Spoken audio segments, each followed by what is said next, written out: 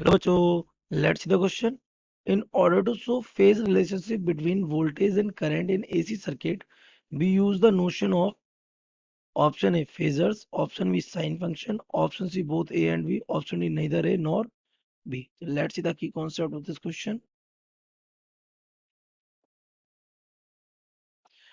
Key concept of this question is what?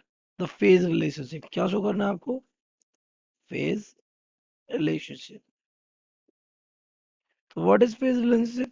It is what? It is the uh, relative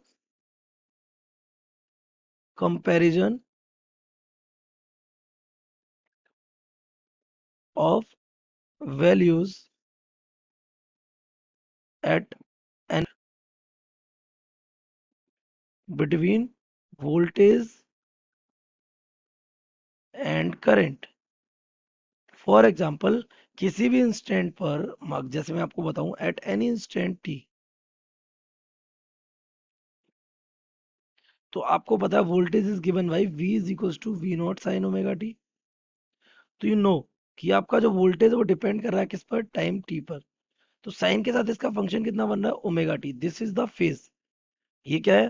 phase है। और अगर इसी instant पे अगर आप करंट के फेज को देख चेक करेंगे तो this becomes I naught sine omega t plus phi. तो वी विल से कि हमारा जो करंट है it is leading voltage by phi. Phi से क्या कर रहा है? लीड कर रहा है, क्योंकि ये कितना? फाई फेज आ गया। तो एक तो हम साइन फंक्शन से रिप्रेजेंट कर देते हैं। अब इसके अलावा क्या करते हैं? We use the vectors, we use the rotating vector to represent so. ऐसा क्यों हो जाता है? ऐसा इसलिए हो जाता है क्योंकि हमारा जो फेज है वो 2 पाई तक जाता है। कितने पाई तक जाता है? 2 पाई तक चला जाता है। तो ये हमने बनाई एक एक्सिस, ये हमने बनाई दूसरी एक्सिस। तो इस पे हम रोटेटिंग वेक्टर्स बना देते हैं। तो हमने बनाया यहाँ पे सबसे पहले वोल्टेज का वेक्टर।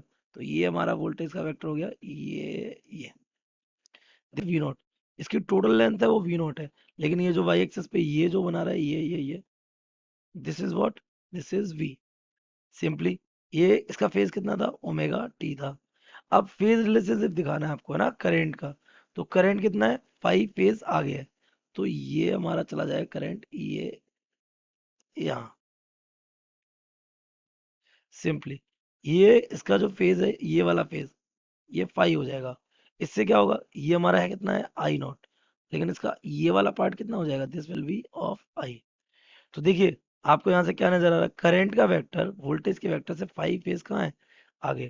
तो ये जो रोटेट, इन्हीं को हम क्या कहते हैं? These are called phasors.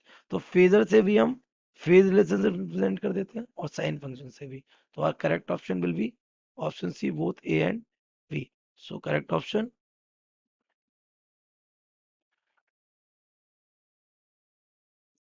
C. I hope you have understood it well. Best of luck.